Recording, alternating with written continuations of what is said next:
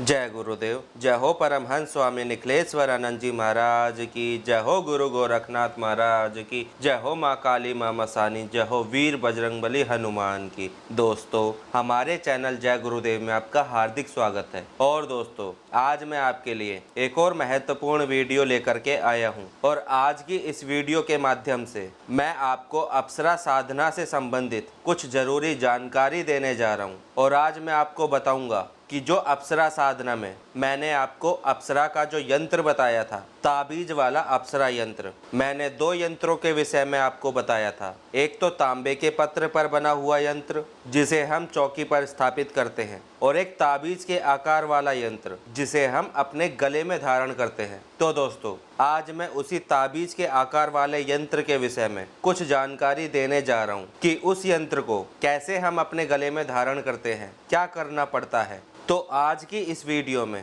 आपको उस यंत्र को गले में धारण करने की संपूर्ण विधि बताने जा रहा हूँ। जो भी साधक अप्सरा साधना करना चाहते हैं या फिर उनकी साधना पहले से ही कर रहे हैं, उनका सानिध्य प्राप्त करना चाहते हैं, वो इस वीडियो को पूरी देखे बिना स्किप करें, तभी आपको अच्छे से समझ में आएगी। अगर आप वीडियो को स्किप करके देखोगे तो आपके कुछ भी पल्ले नहीं पड़ेगा कि मैंने आपको क्या बताया है, और बाद में आप YouTube को छानते फिरोगे और पूछते फिरोगे कि गुरुजी बता दीजिए क्या करें, कैसे पहने। यंत्र हमारे पास है, यंत्र तो हमने ले लिया, लेकिन अब इसको कैसे धारण करें इसके विषय में बता दीजिए। तो आप ऐसे ही खोजते फिरोगे। कहते हैं ना कि अधूरी जानकारी हानिकारक होती है। अधूरा काम तो करना ही नहीं चाहिए। काम करो तो पूरा करो, वरना मत करो। ठीक है ना। शुरुआत तो आप अच्छी कर दोगे, लेकिन जैसे ही आगे बढ़ोगे तो आपका सारा मनोबल टूट जाएगा और आप ऐसे ही बिखर जाओगे। क्यों? क्योंकि आपको पूरी नॉलेज तो है ही नहीं। आपने तो चाव चाव में संकल्प ले लिया कि मेरे दोस्त ने अप्सरा की साधना करी थी, उन साधक ने अप्सरा की साधना करी थी, बड़े बड़े ऋषि मुनियों ने अप्सरा की साधना करी थी, वीडियो देख ली यूट्यूब पर, और आप भी बन गए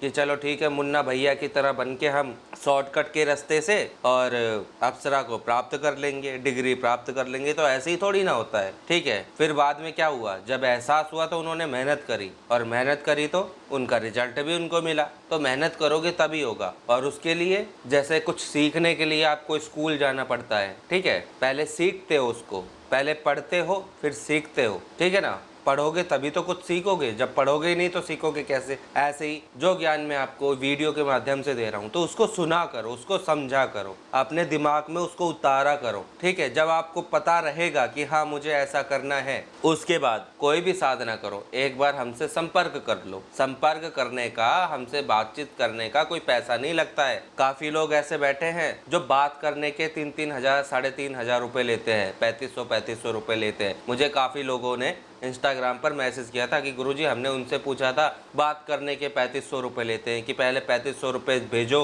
स्क्रीनशॉट भेजो, उसके बाद हम आपको बताएंगे कि इतने दिन बाद हम आपसे बात करेंगे, 2 दिन 3 दिन का समय देते हैं, उसके बाद बात करते हैं। तो अब आप देख लीजिए ना, हमने तो आपको इतनी फैसिलिटी दे रखी है कि भैया बात करने का कोई भी पैसा नहीं लगता है, आप बात करो। अगर आप कहीं पे फंस रहे हो, कुछ आपने ऐसा काम कर दिया है जो नहीं करना था, और अब आपको कोई रास्ता नहीं दिख रहा है, जिनके सानिध्य में रह के आप साधना कर रहे थे या जिनके दिए गए विधि विधान से आप साधना कर रहे थे, जिनसे सामग्री ली है, जिन लोगों ने आपको कुछ बताया है, और बीच में जब आपके साथ उल्टा काम हो गया, वो भी अपना पल्लू झाड़ के आपको साइड में कर दिया, आप आपसे बात नहीं कर रहे, कोई संपर्क नहीं है, तो बीच में अटक गए, तो अटकोगे तब ना, क्योंकि गलत चुनाव कर लिया आपने। ठीक है। बात करो, बात करने का कोई भी पैसा नहीं लगता है, कहीं भी फंस रहे हो, और वीडियो को पूरी देखा करो। अधूरा ज्ञान हमेशा हानिकारक होता है, और साधना में तो अधूरा ज्ञान होना ही नहीं चाहिए। ठीक है। जितना भी ज्ञान ले सकते हो उतना ज्ञान लो। पहले उस शक्ति के विषय में अच्छे से जानकारी प्राप्त करो, जिस भी शक्ति को आप पूज रहे हो। ठीक है। उस शक्ति को जाना करो। अप्सरा भी एक शक्ति है। ठीक है। अप्सरा भी एक शक्ति ही है, स्त्री रूप में है, स्वर्गलोक की अप्सरा है। उनको वहाँ पे प्रेम नहीं मिलता, वो प्रेम के लिए ही साधकों के पास आती है, और उनका यही है कि वो साधक जो उनकी साधना कर रहा है वो उनसे प्रेम करे, उनको प्रेम दे। रियलिटी बताऊं आपको, स्वर्गलोक में अप्सराएं सिर्फ इंद्र के दरबार में नृत्य करती हैं, मनोरंजन करती हैं, उनके अलावा उनका कोई भी काम नहीं है। ठीक है। और वो क्या चाहती हैं? थोड़ा सा प्रेम। किससे? अपने साधक से। ठीक है। थोड़ा सा प्रेम चाहती है। और वही आप प्रेम नहीं देते, लेकिन आप काम वासना को लेके खड़े हो जाते हो कि आओ हम तुम्हें दूसरा प्रेम देंगे। ऐसा नहीं चलता, ठीक है। कहते हैं ना, अधूरा ज्ञान हमेशा नुकसान पहुंचाता है। इसलिए मैं बार बार बोलता हूँ, वीडियो को पूरी देखा करो, अच्छे से देखा करो, समझने की कोशिश करा करो। आज जो मैं आपको यंत्र के विषय में बता रहा हूँ, इसको भी ध्यान से समझो। एक ताबीज के आकार का यंत्र होता है जिसको गले में पहन के रखना पड़ता है। बहुत फायदा है उसके, बहुत फायदा, ठीक है। तो दोस्तों, काफी लोगों ने मुझसे अप्सरा का ताबीज वाला यंत्र वो मंगवाया था। अब मंगवा तो लिया उन्होंने, लेकिन उसे कैसे धारण करना है ये ही नहीं पता उनको। कुछ लोग पूछते हैं जो समझदार होते हैं, ठीक है, वो लोग पूछ लेते हैं कि गुरुजी सामग्री हमारे पास आ चुकी है, यंत्र हमारे पास आ चुका है, अब इसको कैसे धारण करना है इसके विषय में बता दीजिए। तो मैं उनको बता देता हूँ। लेकिन कुछ लोग ऐसे हैं जो पूछते ही नहीं है। सामग्री मंगवा ली, कोई संपर्क नहीं, ना कुछ पूछना, ना ये बताना कि गुरुजी हमने सामग्री मंगवा ली है, हमारे पास आ चुकी है, कुछ मतलब नहीं। खाली उन्होंने राशि दी, हमने यहाँ से सामग्री भेजी और उसके बाद उन्होंने सामग्री प्राप्त करी, निकाल के सीधा अपने गले में धारण कर लिया, ठीक है। वो उन लोगों का काम है, पूछने का कोई मतलब नहीं, उनको सिर्फ सामग्री से मतलब है। तो इसीलिए आज मैं ये वीडियो बना रहा हूँ आप लोगों के लिए, ताकि आप अच्छे से समझ जाएं कि जब आप ताबीज वाला यंत्र मंगवाते हो तो उसको गले में कैसे धारण करना पड़ता है। तो दोस्तों, सबसे पहले आपको क्या करना है कि आप जिस भी अप्सरा की साधना करना चाहते हो या जिस भी अप्सरा की आप साधना कर रहे हो, तो सबसे पहले उस अप्सरा का ताबीज वाला यंत्र अपने पास मंगवाए। वो ताबीज वाला यंत्र आपके पास होना चाहिए। थोड़ा सा महंगा आता है, लेकिन वो यंत्र आपके पास होना चाहिए। प्रत्यक्षीकरण में बहुत साथ देता है वो यंत्र। अब चाहे आप नाभि दर्शना की साधना करें, तिलोत्तमा की करें, मेनका की करें, रंभा की करें, चाहे उर्वशी की साधना करें, जिस भी अप्सरा की आप साधना करते हो उसका ताबीज वाला यंत्र आप मुझसे मंगवा लीजिए।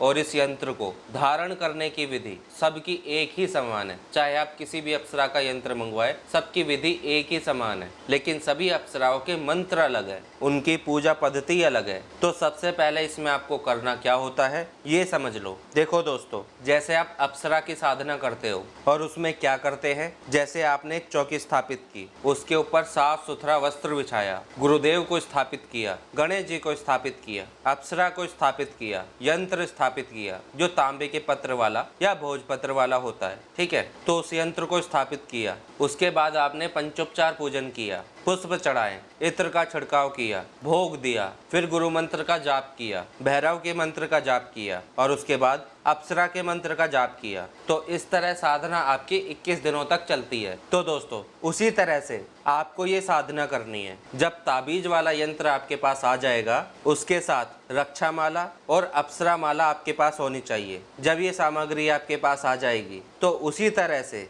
आपको ये साधना करनी है और कम से कम इन सामग्रियों से 11 दिनों की साधना आपको जरूर करनी है और कम से कम 21 माला मंत्र का जाप आपको करना है डेली। जैसे आप मेनका अप्सरा की साधना सामग्री मंगवाते हो तो मेनका अप्सरा के मंत्र का जाप आपको करना है और उसी तरीके से उसकी साधना विधि होगी। और ज़्यादातर अप्सराओं की साधना और उनकी विधि मैंने पहले ही आपको वीडियो बना के दे रखी है। अप्सरा साधना की स्पेशल प्लेलिस्ट बना के दी हुई है आपको, आप वहां पर जाकर देख सकते हो। वहां आपको हर अप्सरा की संपूर्ण विधि प्राप्त होगी। तो दोस्तों, उस ताबीज वाले यंत्र को वैसे ही स्थापित करना होता है जैसे तांबे वाले यंत्र को स्थापित करते हैं, उसी प्रकार उस यंत्र का भी पंचोपचार पूजन करना है और उसी तरह से आप उस अप्सरा की साधना करेंगे। कम से कम 11 दिनों की साधना तो आपको पूर्ण करनी ही करनी है। 21 दिनों का भी आप संकल्प ले सकते हो। और दोस्तों, जब आपकी वो साधना पूर्ण हो जाए तो जो ताबीज वाला यंत्र है, तो उस यंत्र को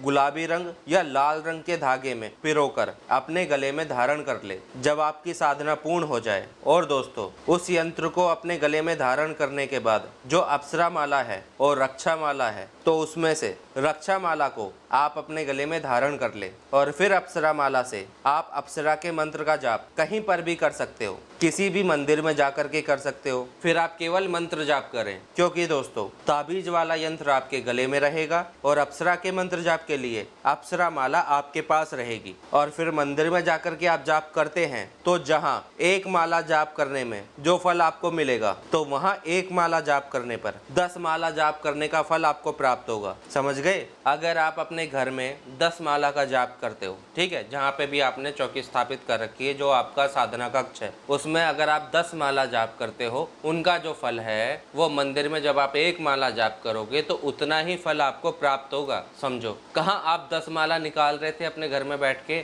अब कहाँ आप 1 ही माला निकाल रहे हो मंदिर में बैठकर। समझ गए? और अगर आप ग्रहण काल में जाप करते हो तो 1 माला जाप करने पर 100 माला जाप करने का फल आपको प्राप्त होगा। अब देखो इसमें भी कितना फर्क हो गया। कहाँ आप 100 माला निकालते थे अपने घर पर, ठीक है, कहाँ आप मंदिर में 10 माला निकालते थे, और ग्रहण काल में केवल 1 माला निकालो और फल कितना मिलेगा? 100 माला जाप करने का। समझ रहे हो ना? इस चीज को समझो आप। समय का भी और स्थान का भी बहुत महत्व होता है, हर चीज का महत्व होता है। ये कौन बताता है? ये गुरु बताता है। जब आप गुरु के सानिध्य में रहते हो तो बहुत कुछ सीखने को मिलता है। तभी मैं कहता हूँ वीडियो को पूरी देखा करो, तभी तो जानकारी प्राप्त होगी। अब 100 माला आप लगे रहोगे, जितनी ऊर्जा आएगी उन 100 माला से ग्रहण काल में 1 माला जाप करो, उतनी ऊर्जा आपको ग्रहण काल में मिल जाएगी। हमें क्या चाहिए? हमें ऊर्जा चाहिए। तो इस तरीके से आप फिर जाप कर सकते हो, ठीक है। उस ताबीज वाले यंत्र को अपने गले में धारण करने के बाद ऐसे जाप करें। मंदिर में जाकर के आप आराम से जाप कर सकते हो और रोज मंदिर जाएं। और अगर आप ज्यादा जाप नहीं कर सकते तो कम से कम 5 माला का तो आप जाप करें ही करें। फिर इस तरीके से आप अपनी साधना को आगे बढ़ाएं। फिर आप देखेंगे कि आपको कुछ अनुभव भी होने लगेंगे और अप्सरा आपके सामने प्रत्यक्ष भी होने लगेगी। सपने में भी अप्सरा आपको दर्शन देगी। अगर आप अपनी आंखें बंद करके अप्सरा के मंत्रों का जाप करते हैं तो आपके ध्यान में भी अप्सरा आपको दर्शन देगी। वो अपने दर्शन जरूर कराएगी और आप अपने ध्यान के माध्यम से भी अप्सरा को देख सकते हो और अच्छे अच्छे अनुभव होंगे आपको। और अगर कोई साधक इन दोनों यंत्रों से भी साधना करना चाहता है तो वो इन दोनों यंत्रों से भी अप्सरा की साधना कर सकता है। तांबे के पत्र वाला यंत्र या भोजपत्र वाला यंत्र, उसको अपने घर पर स्थापित करें। उस यंत्र का आप अपने घर में पूजन करें। इससे क्या होगा कि अगर आप अपने घर में अप्सरा के मंत्रों का जाप करते हैं तो आपके सामने यंत्र स्थापित है, और अगर आप मंदिर में जाकर के अप्सरा के मंत्रों का जाप करते हो तो आपके गले में है अप्सरा का यंत्र। अगर आपको इत्र चढ़ाना है या गुलाब के पुष्प चढ़ाने हैं तो आपके घर में जो स्थापित है अप्सरा का यंत्र, उस पर चढ़ाएं। अगर आपको कुछ भोग चढ़ाना है, इत्र चढ़ाना है, गुलाब के पुष्प चढ़ाने हैं, तो आपने अपने घर में स्थापित कर रखा है, उस यंत्र के ऊपर चढ़ाएं। तो दोस्तों इस तरीके से आपको अप्सरा का ताबीज वाला यंत्र अपने गले में धारण करना है और इसमें कोई ज्यादा बड़ी विधि विधान नहीं है। जिस तरीके से मैंने आपको साधना बताई है उस तरीके से आप 11 दिन या 21 दिनों का संकल्प लेकर के अपनी साधना पूर्ण कर सकते हो। और इस यंत्र को अपने गले में धारण करते हो तो दोस्तों इस यंत्र का रिजल्ट बहुत ही चौंकाने वाला मिलेगा और आप स्वयं इस यंत्र का चमत्कार देखोगे। लेकिन दोस्तों इसमें थोड़ा समय लगेगा, आपको थोड़ा धैर्य रखना पड़ेगा। धीरे धीरे इसका रिजल्ट दिखेगा। एक ही दिन में कोई भी चमत्कार नहीं होगा कि आज ही आपने अप्सरा का यंत्र अपने गले में धारण किया और आज ही अप्सरा के अनुभव आपको प्राप्त होने लगे। तो ऐसा तो बिल्कुल भी नहीं होगा। अगर आप ये सोचते हो कि एक ही दिन में हो जाएगा तो एक दिन में कुछ भी नहीं होता। इसीलिए थोड़ा सा सब्र रखना पड़ेगा। लेकिन जब आप साधना को करोगे तो इस चीज का अनुभव आप स्वयं देखोगे कि अप्सरा का यंत्र आपके गले में है और कोई भी व्यक्ति आपके सामने है तो वो व्यक्ति आपके वश में रहेगा। आप जिस व्यक्ति की तरफ देखोगे तो वो व्यक्ति आपकी तरफ मोहित होगा, क्योंकि आप अप्सरा साधना कर रहे हो। उस अप्सरा का यंत्र आपके गले में है तो ये अप्सरा का प्रभाव होगा दोस्तों, उसके यंत्र का प्रभाव होगा। और दोस्तों अगर आप कहीं पर भी जाते हैं, कहीं आपका काम नहीं बन रहा है, आप परेशान हैं, कोई भी आपकी बात नहीं मानता, आपकी बिल्कुल भी नहीं सुनता, तो दोस्तों उस स्थिति में भी आपको लाभ मिलेगा इस यंत्र को धारण करने के बाद। फिर आप कहीं पर भी जाओगे और अगर आपका वहाँ कोई कार्य रुका पड़ा है तो वो कार्य भी आपका पूर्ण हो जाएगा। इसीलिए दोस्तों इस ताबीज वाले यंत्र के बहुत फायदे हैं, तो इसीलिए इसके विषय में मैंने आपको इस वीडियो के माध्यम से बताया है ताकि आप अच्छे से समझ सको। और अगर आपको ये यंत्र मंगवाना है या किसी भी साधना की प्राण प्रतिष्ठित सामग्री चाहिए तो दोस्तों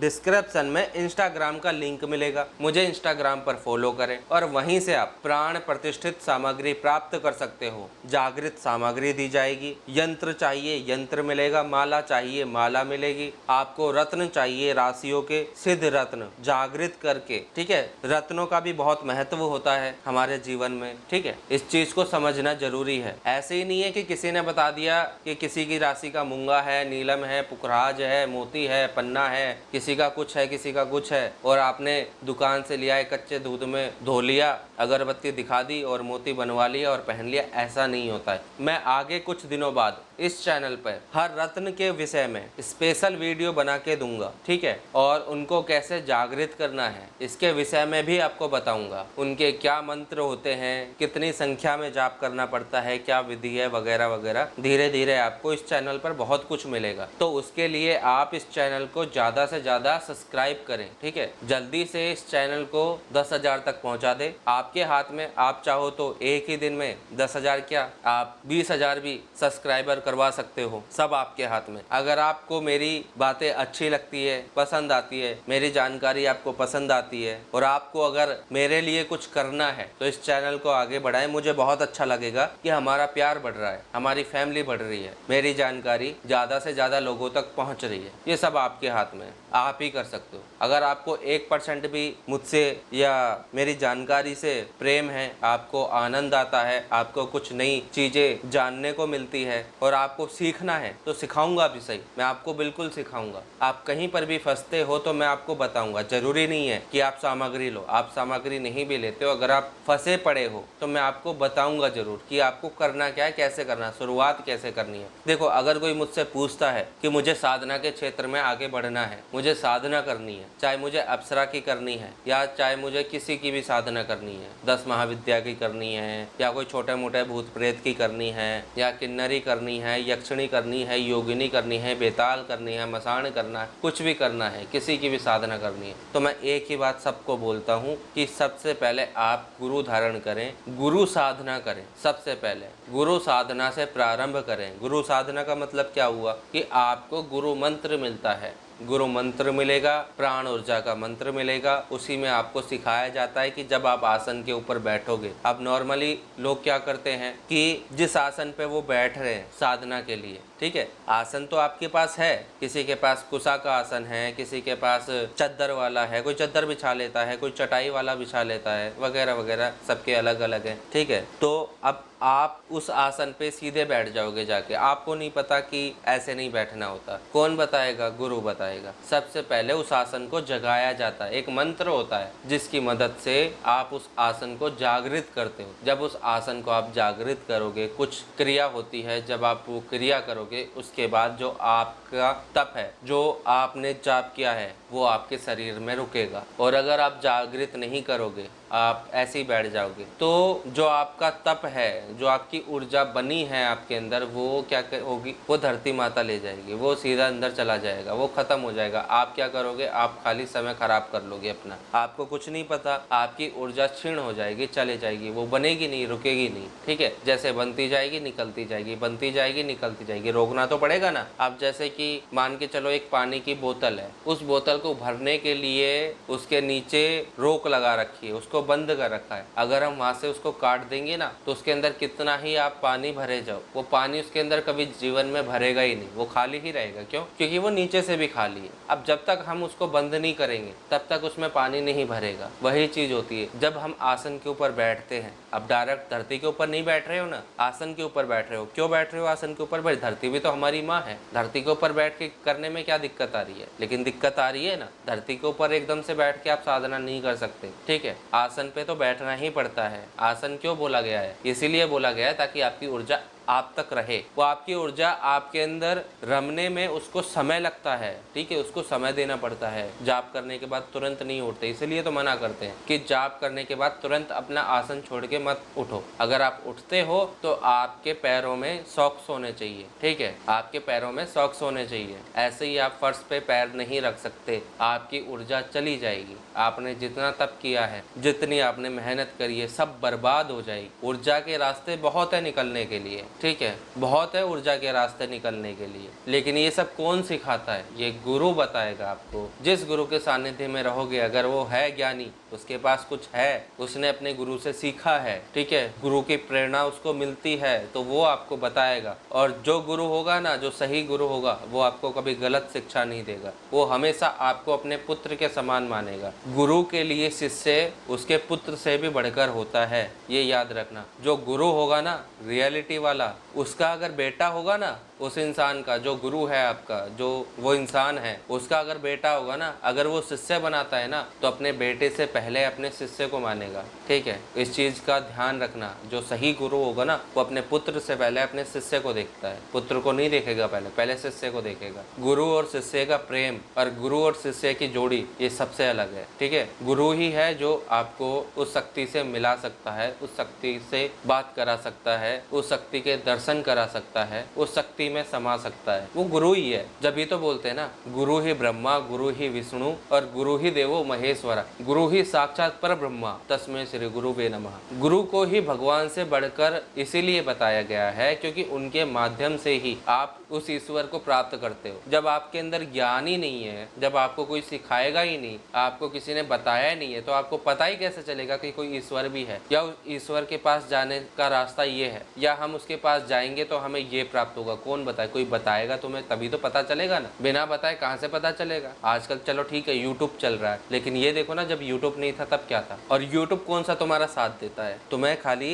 एक दूसरे से कनेक्ट कराता है। ठीक है, लेकिन जो सही ज्ञान मिलता है ना, वो गुरु के द्वारा मिलता है, गुरु के शब्दों से मिलता है। ठीक है, गुरु के सानिध्य में मिलता है। और ऐसा नहीं है कि अगर आप हमसे साधना ले रहे हो तो हम दूर हो जाएंगे, आपसे बात नहीं करेंगे, या आपको सामग्री नहीं देंगे, या आपको सामग्री दे दी तो हम आपसे बात नहीं करेंगे। ऐसा नहीं है। आप साधना करोगे, हमारा पूरा ध्यान आप लोगों के ऊपर ही रहता है। जो भी हमसे जुड़ के साधना करते हैं ना, हमारा पूरा ध्यान उनके ऊपर रहता है। हम यही सोचते हैं और यही हमारा प्रयास होता है कि हमारा साधक कोई गलती करे ना, लेकिन गलती होती है। ये नहीं कह रहा कि गलती नहीं होती, हमारे पास काफी ऐसे साधक है जो गलती कर लेते। गलती इंसानों से होती है ना, इंसान ही गलती का पुतला है। गलतियां इंसानों से क्या, भगवानों से भी हुई हैं, तो हम तो इंसान हैं। लेकिन क्या होता है, एक होता है गलती कर रहा है लेकिन कुछ भी नहीं कर रहा, बस गलती कर रहा है। एक बार समझा दिया, 2 बार समझा दिया, 3 बार समझा दिया, लेकिन कहते हैं ना कि चीखना घड़ा है, रुकता ही नहीं है पानी। तो वही चीज होती है। कोई बात नहीं, गलती हुई आपसे, साधना खंडित हो गई, लेकिन गुरु आपके साथ है, गुरु का हाथ आपके ऊपर है, तो आपके साथ कुछ गलत नहीं होगा। लेकिन आप गुरु की बात मानो कि गुरु क्या कह रहे हैं आपसे, गुरु के दिशा निर्देश पर ही चलो। अगर गुरु आपसे कह रहे हैं कि जागना है तो जागना है, सोना नहीं है, चाहे नींद आ रही हो चाहे कुछ भी आ रहा हो, नहीं सोना है। बोल दिया इतने समय तक बैठना है तो इतने समय तक बैठना है। अगर गुरु ने बोल दिया कि ये समय पे शक्ति आएगी और तुम्हें जागना है, तो उस समय पे आपको जागना है, क्योंकि उस समय पे वो शक्ति आएगी, आपको दर्शन देगी। गुरु ने बोल दिया डरना नहीं है तो डरना नहीं है, अब चाहे जिए या मरे। गुरु ने बोल दिया नहीं डरना तो नहीं डरना, आ जाए सामने। ठीक है, तो गुरु की आज्ञा का पालन करो, तभी आपको कुछ प्राप्त होगा, वरना जिंदगी भर ऐसे ही भटकते फिरोगे, कुछ नहीं मिलेगा। ठीक है, इसका चैनल देखा, उसका चैनल देखा, इसकी वीडियो देखी, उसकी वीडियो देखी, उससे सामग्री मंगवा ली, एक साधना का संकल्प ले लिया, टूट गया, उसकी बात नहीं मानी, दूसरे को पकड़ा, तीसरे को पकड़ा। भाई एक ही खसम बनाओ, 10 जगह मत जाओ। ठीक है, मैं सीधा बोलता हूँ और मुंह पे बोलता हूँ,